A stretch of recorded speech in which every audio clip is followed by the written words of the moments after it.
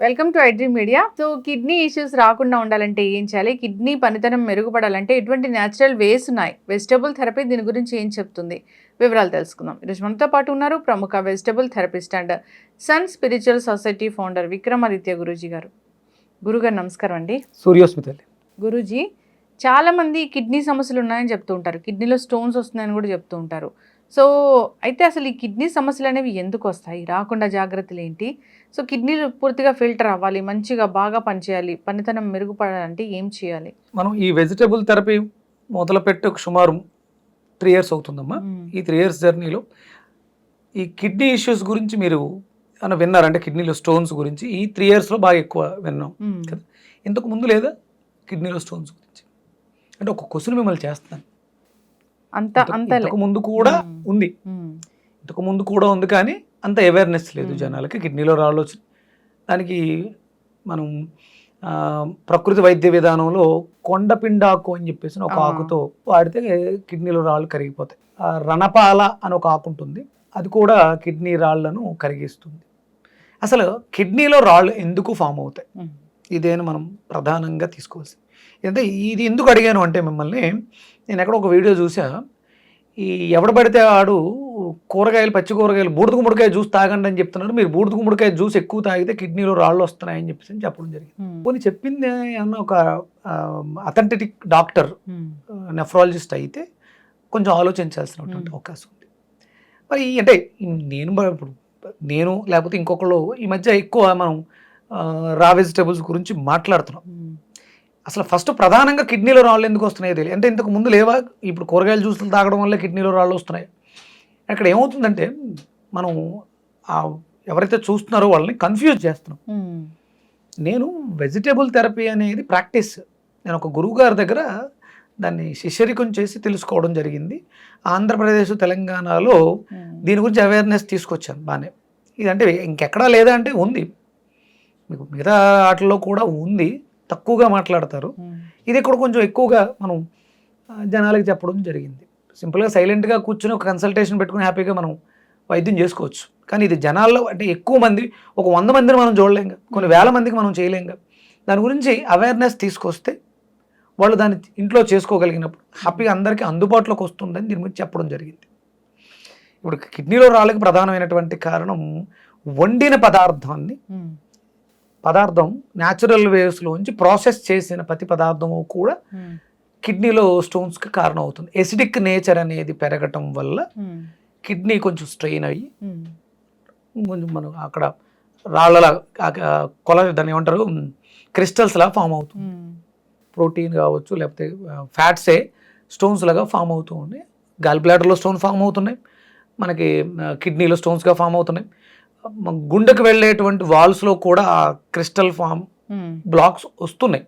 దీనికి కారణం ఏంటి అంటే, మనం తీసుకునేటువంటి ఎసిడిక్ నేచర్ ఫుడ్, వండిన పదార్థాన్ని అధికంగా తీసుకోవడం.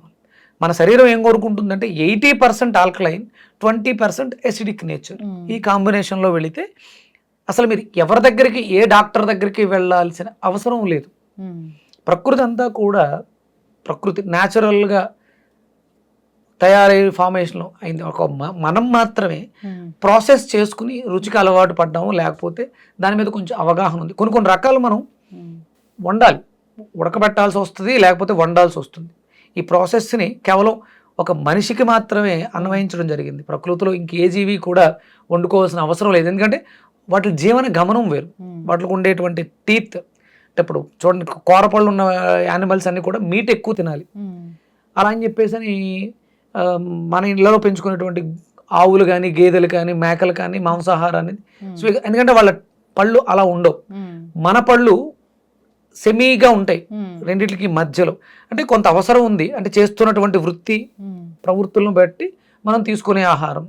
ఇప్పుడు సాత్వికంగా ఉండాలి, సత్వతమో రజోగుణ పదార్థమైనటువంటి పదార్థాలు మనం తీసుకుంటూ ఉంటాం. రజోగుణవర్ధమైనటువంటి పదార్థం ఎవరు తీసుకోవాలి? సైనికులు, మిలిటరీ, వీళ్ళు తీసుకోవాలి. వాళ్ళు అక్కడ శ్రమ పడతారు, పొద్దుటే లేసి బాడీకి వ్యాయామం ఉంటుంది కాబట్టి వాళ్ళు ఆ పదార్థం తీసుకున్న అది పెద్దగా వాళ్ళని ఇబ్బంది పెట్టదు. ఇక్కడ మనం ఉంటూ ఈ ఎసిడిక్ నేచర్ ఫుడ్స్ తీసుకుంటే కంపల్సరీ మనకి కిడ్నీ ఇష్యూస్ వస్తాయి. ఆ ఎసిడిక్ నేచర్ అనేది ఎలిమినేషన్ టైంలో మనల్ని ఇబ్బంది పెడుతుంది. ఇక్కడ మీకు అది క్యూర్ అవ్వాలంటే ఏం చేయాలి? ఆబ్వియస్లీ ఆపేయాలి. మనం తీసుకోవడం ఆపాలి, లేకపోతే ఎసిడిక్ నేచర్ తక్కువ ఉన్న ఫుడ్, ఆల్కలైన్ ఫుడ్ ఎక్కువ తీసుకోవాలి. దాంట్లో మనకి బూడిద గుమ్మడికాయ హై ఆల్కలైన్ ప్రాపర్టీ. బూడిద గుమ్మడికాయ గురించి చాలా మంది గురుజులు చెప్తూ ఉంటారు. మనకి పెద్ద పెద్ద ఈషా ఫౌండేషన్ సద్గురు గారు చెప్తారు, అందరికీ తెలుసు. దానివల్ల బెనిఫిట్సే తప్ప మనకి చెడు జరిగింది అనేది చాలా తక్కువ ఉంటుంది. అంటే సీజనల్గా చూసుకోవాలి. వర్షాకాలం శీతాకాలం తీసుకుంటే జలుబు చేస్తుంది, అది చలవ చేసే గుణం అధికంగా ఉంటుంది కాబట్టి జలుబు చేస్తుంది తప్ప దాని నుంచి ఎలాంటి సైడ్ ఎఫెక్ట్ ఉండదు. High alkaline property. ఇక మీరు ఇది వండిందా పచ్చిదా అనే అపోహ తీసుకుంటే మనకి ఇప్పుడు ఈ వర్షాకాలం శీతాకాలం సన్ టెంపరేచర్ ఎంత ఉంటుందమ్మా? బయట టెంపరేచర్ మినిమం 25 ఉంటుంది కదా, అంటే 25 degreesలో అది వండబడుతుంది. అదే సమ్మర్ అనుకోండి 35-40 degrees వస్తుంది. ఆ వేడికి మనమే ఉడికిపోతున్నాం, ఆ వెజిటేబుల్ ఉడకదా? అంటే ఇవి రా అనుకోవడం పొరపాటు. ఆయన సూర్యనారాయణమూర్తి తన కిరణ శక్తితో వాటిని కొంత ప్రాసెస్ చేస్తున్నాడు. 50 degrees వరకు చేస్తే అది చాలా హెల్త్ ఫుడ్, అందులో ఉన్నటువంటి వాటర్ డిహైడ్రేట్ అవుతుంది కదా. అంటే ఆయన మనకు వండే ఇస్తున్నాడు. అవి రా అనుకోవటం మనం అనుకుంటున్నాం, రా అని వండకుండా తీసుకున్నాం. మనం ప్రాసెస్ చేయట్లేదు అంతే. ఆల్రెడీ న్యాచురల్గా సన్ ప్రాసెస్ జరిగింది, దానివల్ల ఎలాంటి సైడ్ ఎఫెక్ట్లు ఉండవు.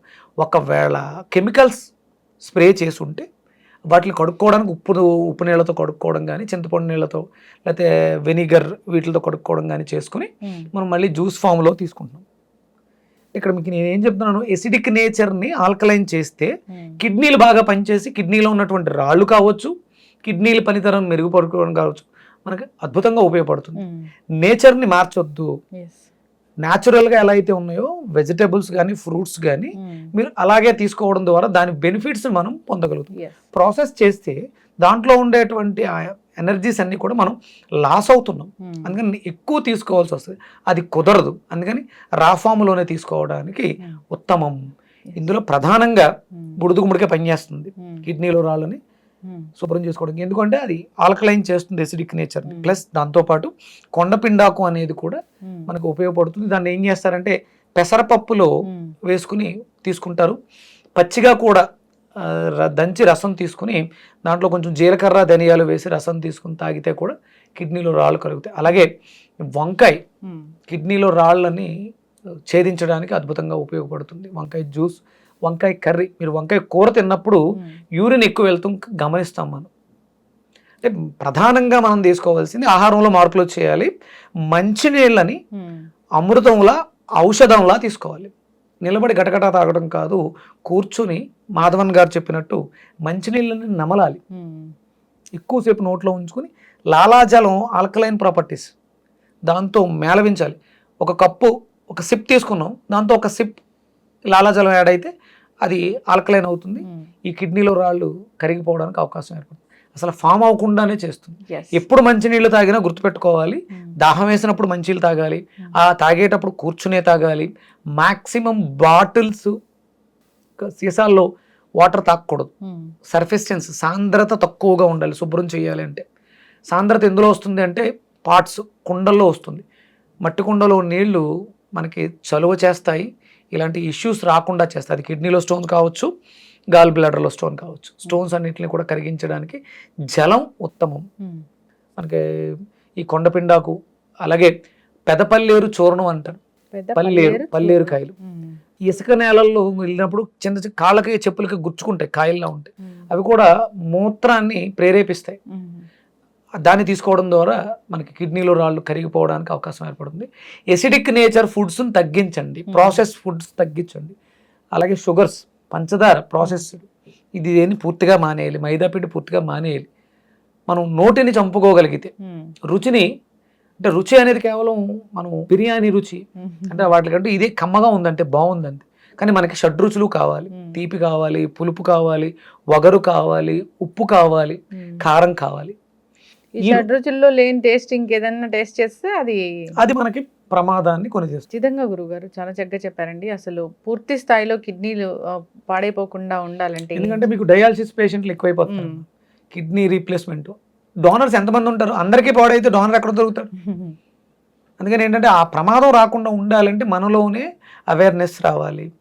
డయాబెటీస్ ఉన్న వాళ్ళకి కిడ్నీలు డ్యామేజ్ అయ్యే అవకాశం ఎక్కువ, ఎవ్రీ ఆర్గాన్ మీద ఎఫెక్ట్ ఎఫెక్ట్ పడిపోతుంది, హార్ట్ మీద పడిపోతుంది. ఖచ్చితంగా. అందుకని మనం ఆ డైజెషన్ వ్యవస్థలోనే దీన్ని నిర్మూలించగలిగితే సమస్య రాదు. మనం ఎవరిని తిట్టుకోక్కర్లేదు, వాళ్ళు దోచేస్తున్నారు వీళ్ళు దోచేస్తున్నారు అని తిట్టుకోకలేదు. సమస్య మనం తెచ్చుకుని అవతల వాళ్ళ దగ్గరికి వెళ్ళి అవకాశం ఇచ్చి వాళ్ళు ఏం చేస్తారు, ఆ సమస్య రాకుండా మనం జాగ్రత్త పడాల్సినటువంటి బాధ్యత మన మీద ఉంది. ఎస్, ఖచ్చితంగా గురుగారు చాలా చక్కగా చెప్పారండి. కిడ్నీ ఇష్యూస్ ఎందుకు వస్తాయంటే చాలా చక్కటి విశ్లేషణ అందించారు. రాకుండా జాగ్రత్తలు తీసుకోవాలని కోరుకుందాం. ఎసిడిక్ ఫుడ్ని అవాయిడ్ చేయాలని కోరుకుందాం. నిజంగా ప్రాసెస్డ్ ఫుడే జంక్ అంటే అది నిజంగా జంకే. సో దాన్ని తీసుకోవడం వల్ల మనం కూడా ఈ విధంగా అయిపోతూ ఉన్నాము. రకరకాల హెల్త్ ఇష్యూస్ వస్తూ ఉన్నాయి. సో వాటిని తగ్గించుకోవాలని కోరుకుందాము. ఈ హెల్తీగా మెయింటైన్ చేయాలని కోరుకుందాం. గుమ్మడికాయ జ్యూస్ చాలా బాగా పనిచేస్తుంది. నేను మీరు చెప్పిన తర్వాత చాలా అంటే రెగ్యులర్గా తీసుకుంటూ ఉన్నాను.